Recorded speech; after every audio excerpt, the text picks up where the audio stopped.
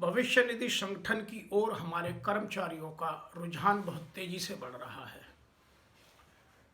क्योंकि उसमें एक तो निवेश बहुत सुरक्षित है और अब उसमें जो ब्याज की दर है वह भी 8.25% डिक्लेयर हो गई है, तो वह भी एक अच्छा रिटर्न है। आइए आज इस विषय पर बात करते हैं कि भविष्य निधि संगठन की ओर कर्मचारियों का बढ़ता रुझान। उसके लिए दो चीज़ें हमें समझने की ज़रूरत है। सबसे पहले भविष्य निधि है क्या। भविष्य निधि एक सोशल सिक्योरिटी स्कीम है और जो भविष्य निधि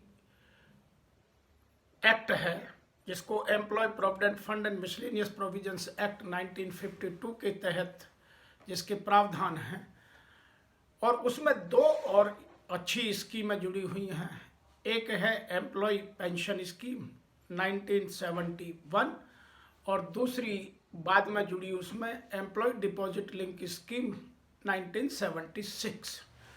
तो ये तीन स्कीम हो गई। एम्प्लॉय प्रोविडेंट फंड कर्मचारी भविष्य निधि 1, एम्प्लॉय पेंशन स्कीम 2 और एम्प्लॉय डिपॉजिट लिंक स्कीम 3। ये तीनों एक साथ चलती हैं। जो एम्प्लॉय प्रोविडेंट फंड का मेंबर होगा वही एम्प्लॉय पेंशन स्कीम का मेंबर बन सकता है और उसी पर ही EDLI लागू होगी। एक तो ये बात। दूसरी बात यह है कि अभी वर्तमान में कहीं भी ब्याज की दरें इतनी अधिक नहीं है जितनी अभी एम्प्लॉय प्रोविडेंट फंड ने सबके लिए देना शुरू कर दिया।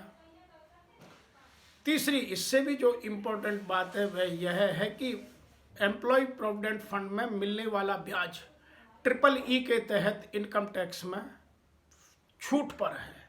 तीनों जगह छूट है। जब ब्याज मिलेगा तब भी और जब आप उसको आगे निकालेंगे तब भी, वह तीनों जगह EEE का बेनिफिट एम्प्लॉय प्रोविडेंट फंड में मिलता है। इसीलिए एम्प्लॉय प्रोविडेंट फंड में अब बहुत तेजी से लोगों का ध्यान बढ़ता जा रहा है। आइए मैं सबसे पहले इसके आपको ब्याज की गति बता दूं। पिछले कुछ सालों में ब्याज की गति क्या हो गई है, कैसे हमारे पास था और कैसे हमने कर लिया है। 13-14 में यह है 8.7% थी। 14-15 में भी यह है 8.7% थी। 15-16 में यह है 8.8% हो गई। 16-17 में यह 8.65% अर्थात 0.15% घट गई। 17-18 में 8.55 एक बार पुनः घटी और 18-19 में फिर उसको बढ़ाया 8.65%। 19-20 में 8.55% और 20-21 में 8.5%। 21-22 में 8.1%, एकदम बहुत तेजी से गिरी। और 22-23 में 8.15% और 23-24 के लिए जो अभी डिक्लेयर हुआ है वह हुआ है 8.25%। तो यह बड़ी तेजी से संख्या इंटरेस्ट की ओर इसलिए आकर्षित हो रही है। दूसरी बात, इसमें जो कंट्रीब्यूशन है, कोविड के टाइम में बहुत सारा पैसा एम्प्लॉय प्रोविडेंट फंड से निकला। अब गवर्नमेंट ने उसको मना कर दिया कि कोविड के नाम पर आप एम्प्लॉय प्रोविडेंट फंड से कोई पैसा अब विड्रॉ नहीं कर सकते। उस पर हम अलग से आपके साथ चर्चा कर चुके हैं। मैं आपको यहाँ यह भी बता दूं कि 19-20 में जो कंट्रीब्यूशन एम्प्लॉय प्रोविडेंट फंड में आया था वह था 1,24,365 करोड़ और 20-21 में था 1,76,870 करोड़ और 21-22 में था 2,22,143 करोड़ और 22-23 में ये बढ़कर के हो गया 2,50,318 करोड़ और 23-24 में इसकी उम्मीद की जा रही है, जैसा कि बजट किया था वो किया था 2,73,232 करोड़ और जो अभी तक रियल में आ चुका है, जो अब तक मिल चुका है अभी और 2 महीने का बकाया है, वह है 2,78,089 करोड़। तो इसमें बड़ी तेजी से वृद्धि हो रही है। उसके दो कारण हैं। एक तो लोगों की सैलरी बढ़ गई है और दूसरा, लोगों ने सुरक्षित निवेश होने के नाते इसमें अपना एडिशनल या हाई कंट्रीब्यूशन देना बहुत लोगों ने प्रारंभ कर दिया है। पहले लोग 12% एम्प्लॉयर का कटता था और 12% एम्प्लॉय का आता था। यही तीनों स्कीमों में निवेश में होता था। एम्प्लॉय डिपॉजिट लिंक स्कीम में एम्प्लॉय से कुछ नहीं जाता, उसमें एम्प्लॉयर का कुछ हिस्सा आता है।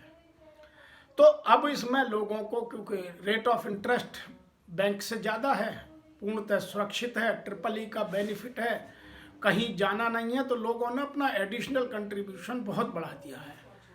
और अब उसको सरकार और तेज़ी से आगे बढ़ाने के लिए लोगों को प्रोत्साहित कर रही है। तो इस साल में नए मेंबर्स ने अपना हाई कंट्रीब्यूशन बहुत लोगों ने स्टार्ट किया है, जिसके कारण यह तेज़ी से बढ़ रहा है।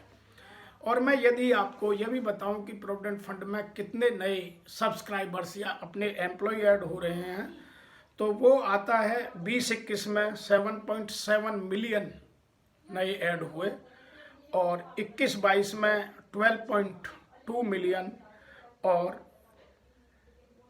22-23 में 13.8 मिलियन। इस साल का डेटा अभी तक आया नहीं है, लेकिन एक्सपेक्टेड है 10 मिलियन का। अब आप देखिएगा 13.8 के मुकाबले में 10 मिलियन, इसका मतलब नंबर ऑफ सब्सक्राइबर्स उतने ऐड नहीं हुए। हमने इसमें से कितना पैसा विड्रॉ हुआ, कितना सब्सक्राइबर एकदम तेजी से इससे बाहर निकल गया, उसका एक अलग आपके साथ चर्चा कर डिटेल में साथ बात कर चुके हैं।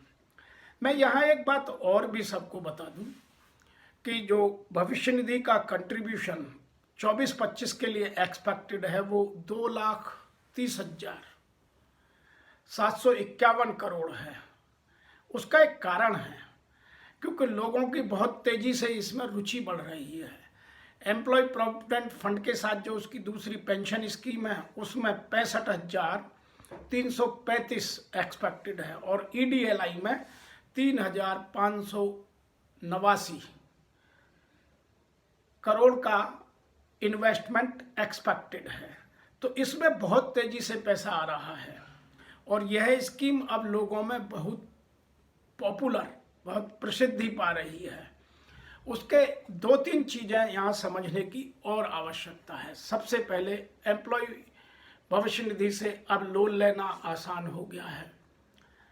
कर्मचारी भविष्य निधि से जैसे ही आप जॉब से छूटते हैं तो आपका एक तो भविष्य सुरक्षित है, क्योंकि यह सोशल सिक्योरिटी की स्कीम है, और दूसरा, आप इस पैसे का बीच में आप कोई दुरुपयोग होने की संभावना, इसमें कहीं कोई और घटने की संभावना, अनएक्सपेक्टेड लॉस होने की संभावना 0 है। ट्रिपल ई का बेनिफिट है। तो यह आज लोग इसे जो अपनी सोशल सिक्योरिटी स्कीम के साथ साथ इसे एक इन्वेस्टमेंट का भी अच्छा माध्यम मानने लगे हैं, जिस कारण से इसमें बहुत तेजी से फंड की बढ़ोतरी हो रही है और यह लोगों के लिए अच्छा भी है, भारत सरकार के लिए भी अच्छा है, कर्मचारियों के भी लिए अच्छा है। और जैसे जैसे इसमें और बदलाव आएंगे हम आपके साथ फिर चर्चा करेंगे। अभी इस उम्मीद के साथ कि आप लोग इस स्कीमों को, तीनों स्कीमों को समझकर अपने जीवन में या अपने आसपास जो कर्मचारी हैं उनकी बेहतरी के लिए इसमें सहयोग कर, इस स्कीम का और प्रचार प्रसार कर, लोगों को सरल तरीके से समझाकर उनको इसके बेनिफिट को दिलाने का प्रयास करेंगे। मैं और मेरी संस्था, मेरी संस्था है VK डायनामिक लीडरशिप सेंटर, जो इस तरह के काम करती है। हमने प्रोविडेंट फंड के कोविड के टाइम में बहुत केसों में लोगों की मदद की है। हम एम्प्लॉयर की भी मदद करते हैं और एम्प्लॉय की भी मदद करते हैं, EPFO की भी मदद करते हैं और एक अच्छा एनवायरनमेंट डेवलप कर लोगों को उनका हक, उनकी सुविधाएं समय से दिलाने की पूर्ण मदद करते हैं। आपको यदि हमारी किसी मदद की ज़रूरत है तो आप हमें मिल सकते हैं। यदि आपको ये हमारे प्रयास, छोटे छोटे प्रयास आपकी जानकारी बढ़ाने के लिए अच्छे लगते हैं तो आप मेरे वीडियो को लाइक कीजिए, चैनल को सब्सक्राइब कीजिए और हमें लिखिए। हम आपकी मदद के लिए सदैव आपके साथ।